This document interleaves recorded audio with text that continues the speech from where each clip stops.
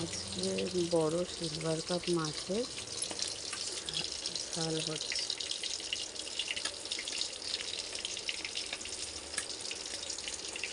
মাছ ভাজা হয়ে গেছে,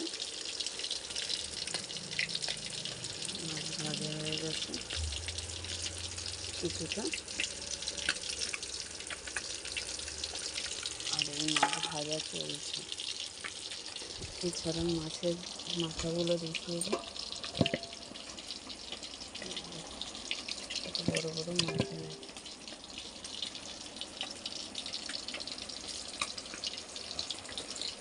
তার জন্য এতে আদা রসুন করা আছে। এখানে পেঁয়াজ, টমেটো, কাঁচা লঙ্কা দিয়ে করা হচ্ছে।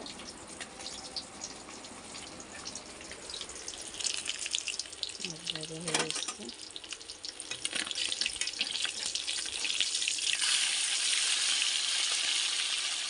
মাছের ঝাল করা হচ্ছে।